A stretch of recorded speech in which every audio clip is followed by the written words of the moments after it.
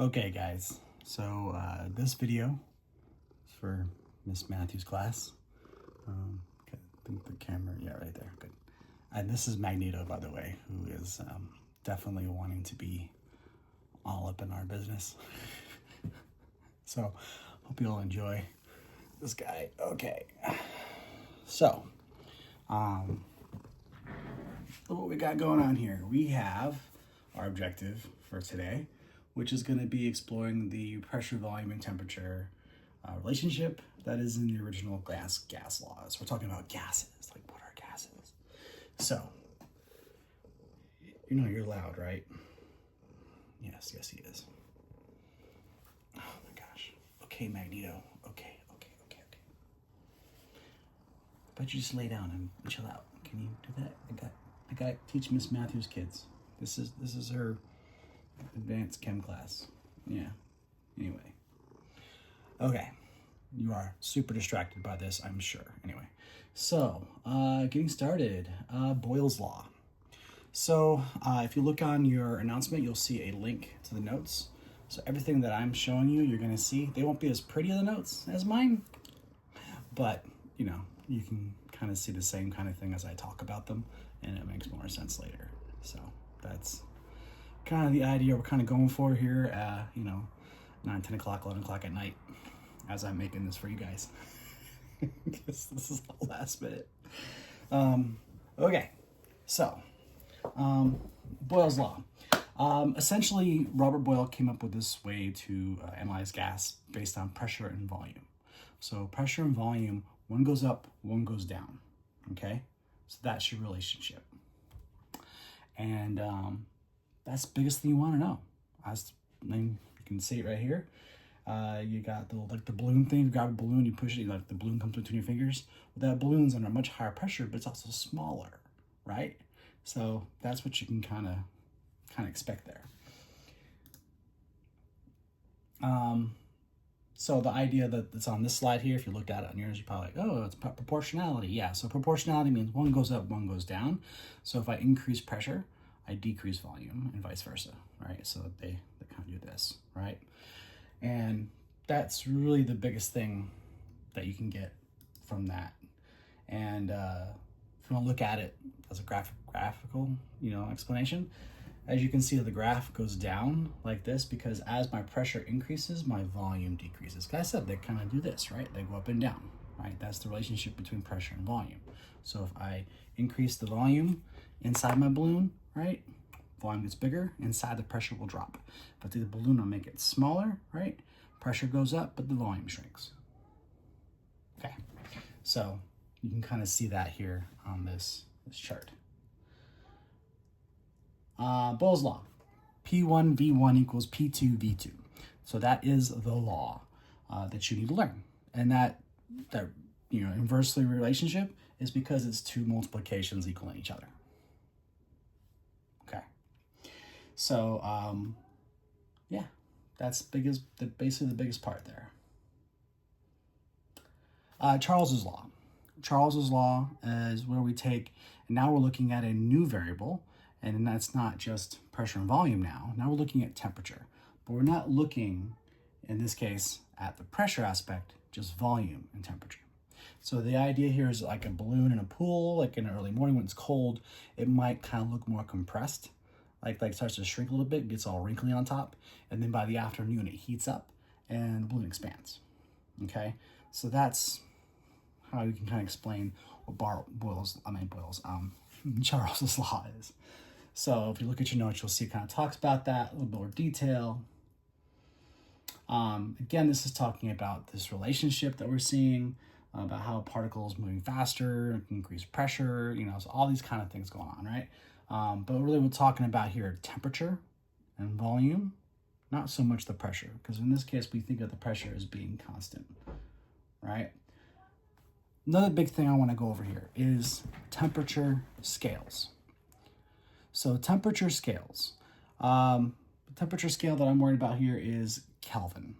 All your gases have got to be in the Kelvin scale. If they're not in the Kelvin scale, it's going to be wrong in your after you put in your calculator and get your answer. It's got to be Kelvin. So if you get a number in Celsius, you got to convert to Kelvin, then you can plug it in, but you're going to get Kelvin out. So like Kelvin in, Kelvin out, right? So there might be a question where it's like, what's it in Celsius? And I'm like, well, then you're just going to have to, subtract that difference. Luckily, it's an easy conversion. You'll be okay. I promise. Yeah, so all temps must be in Kelvin, no matter what. Because Kelvin is an absolute scale. It starts at 0. There's no negative Kelvin, whereas Celsius has a negative. Or even think of this, can you divide by 0? No. And I got a cat trapped in the bedroom that once can't come out, so just buried me. He's very unhappy. Can I pause this and continue? Okay, so here we've got Charles's law. You can see the law right here. We have volume over temperature, pressure is constant.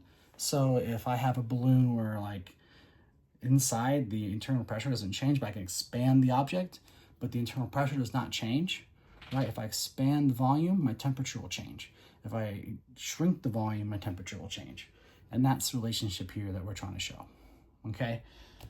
And that floaty in the pool is the best, really good way to kind of imagine this kind of thing going on, okay?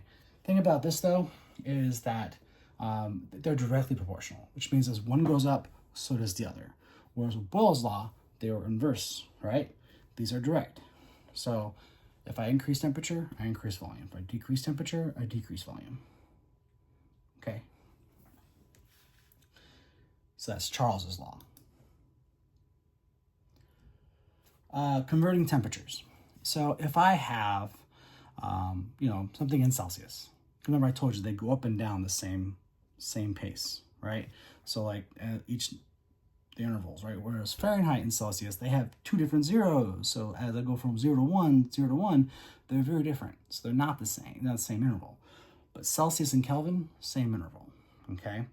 So 0 Celsius, when water freezes at 1 atmosphere, is 273.15 Kelvin. Now, it used to be 273 until we realized numbers were just a tiny smidge off and they add that 0.15. It's actually a rounded number, so sig figs, it's a thing, okay? Don't forget. So if I'm going from Celsius to Kelvin, right, I'm going to add,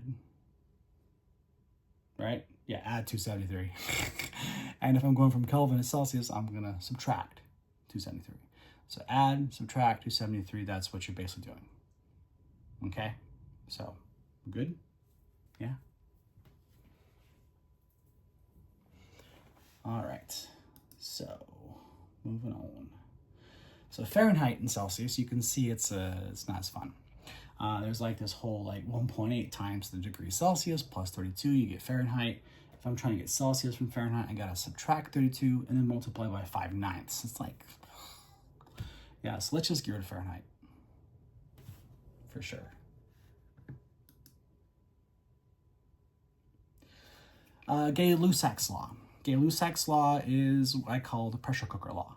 So this is the one where, just like in a pressure cooker, when you increase the pressure, the temperature gets really hot inside, and that's how I use it to cook things, and lots of different applications of this concept. Joseph Gay-Lussac, when he came up with it, again, it's Kelvin temperature and pressure. So volume, the object is the volume's it's in a strict structure. It's not going to change the volume, right? So volume's not going to expand and contract. That's constant, okay? And the Gay-Lussac's law, it looks a lot like Charles's law, except now I've got pressure on top. I don't have volume. Again, my volume is constant. It doesn't change. And my temperature needs to be in Kelvin. So if I'm given Celsius, you got to convert to Kelvin, plug it in, and solve it, and so forth, okay? So read the whole stuff, what this is all about for Gay-Lussac's law. And then we have, it's talking about, tires and pressure cookers. This is why, a few weeks ago when we had that cold snap, if you drove to school, you probably got a tire sensor warning about how low the pressure was in your tires because they got cold. So the air pressure inside dropped a bit and, your tire sensor went off. So as temperature went down, so did my pressure. Again, it's that same relationship. They go down together, they go up together. Okay, so directly proportional, not inverse. Okay. combined gas law. So combined gas law is all of them put together. Literally, that's why it's called combined, right? If you look at it, it looks just like all of them. Like I just smacked them all together, right? If my temperature is constant, I have Boyle's law. If my pressure is constant, right, I have Charles's law. If my volume is constant, I got Gay-Lussac's law. So they're all there. So if you memorize this, you got all three. You just got to look at what's the question saying. Does it say that it's constant? Does it say that it changes? It's like, what's going on? You got to be very careful when you're reading those questions. I know it seems like I'm going kind of fast, but the nice thing about this is you can slow the video down or pause it, go back, plus you're looking at notes. And I know this is not perfect. It's 11 something at night right now. So bear with me. So combined gas laws, there you've got your all three together. You can look at that later. You can read stuff. Here's all the laws in their glory, lots of symbols. So it's got all the things, it's got what's constant, a little relationship there, right? And I think, yeah, it tells you how you can use the combined laws. So look at your notes on this. I'm not going to read this slide. I mean, come on. All right, that's it. So this is your really 11 minutes, huh? Really quick version of the notes. So if you have to go back and look at it again, it's fine. But again, you're just reading through it. Write down stuff that you need. Guys, don't write down every word. Write down the parts that like make you go, oh, okay. And you should be fine. I'm gonna record a video of me working through the classwork. You guys got classwork number 2 that you're working on. And I'm gonna work on that. I'm gonna do that video right now. And so once you get done doing this and get done doing your notes, go ahead and pull up the video for the classwork and start working on that. Make sure you pair up with somebody, probably at your table. I don't think she wants you moving around that much. Yeah, so should be good. Cool. And I guess Magneto left us, so got bored of me talking, just like every other kid in my life. All right, so I guess I'll talk to you again in a second when you watch the second video. So let's go ahead and